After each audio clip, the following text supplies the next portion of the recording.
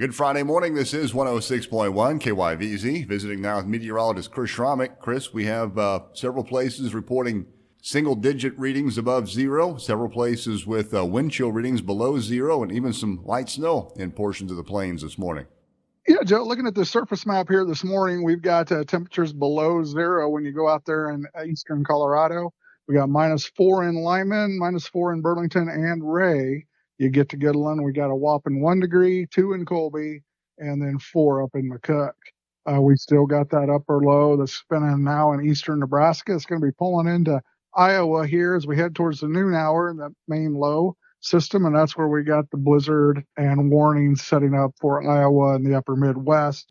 What that's going to do back here is we got those light snow showers currently over the Holdridge area in that south central Nebraska. That stuff will end this morning, and then we'll see this temperatures try to warm up. There'll actually be a little bit of a warm front coming from southeastern Colorado. It looks like it'll get right to the Colorado line and then kind of stall out when the sun starts setting here later this afternoon. So our temperatures will reach into the 20s out there along that border and in eastern Colorado. We'll probably stay in the teens and definitely maybe even lower teens there to our east where it's still snowing this morning. So we got a wide range in temperatures today.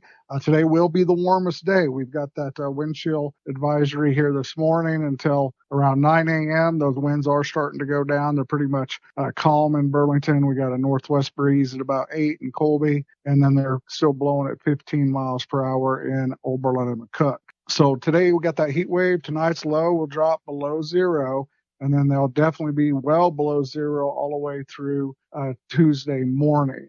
You know, we're going to be near record temperatures. A couple of those mornings look like it's going to get down there 10 to 15 below. And that's right around the records for this time of year across the tri-state area. So we'll be flirting with that.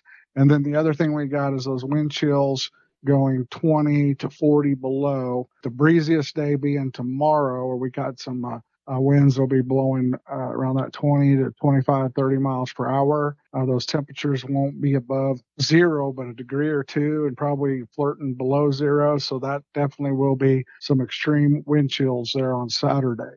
You get to Sunday, Monday could be a little bit breezy. Tuesday morning, the winds will be a little bit lighter, but then we got those extreme coldest temperatures. So that kind of explains the wind chill situation. Best thing is to stay indoors. If you do go outside for more than 10, 20 minutes, that kind of exposure could start to cause frostbite. So you definitely come inside and check your hands, ears, nose, and feet in case you get exposed too much to that. Definitely layer your clothes and prepare for extreme cold. Looking down past this, we might try to see a warm up above freezing there Wednesday, Tuesday, depending how quickly this cold air gets pushed out of here. But generally, this stuff is usually hard to move. So we'll see how warm we get Tuesday, Wednesday, and that'll be ahead of another light snow and disturbance Thursday night, where we could get another inch or 2, 3 of snow and keep highs in the teens, lows below zero there to end next week before we really warm up next weekend and into the following week. Chris, looks like some of the region could receive some light snow over the next few days. We got 2 systems coming in the northwest here today and over the weekend, and those lows are going to track through southern Idaho into Colorado. And then when they move from Colorado Sunday and then the second one on Monday, they're going to dip down through Oklahoma and Texas and go through the deep south with some freezing precipitation and wintry weather.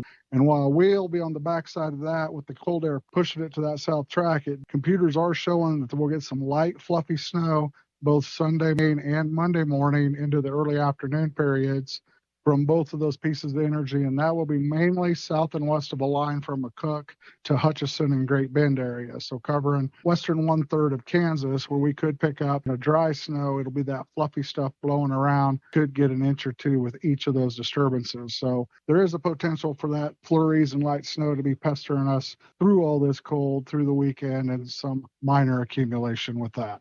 Once again, that's meteorologist Chris Sramek joining us here on this chilly Friday. For KYVZ, I'm Joe Vyzourek.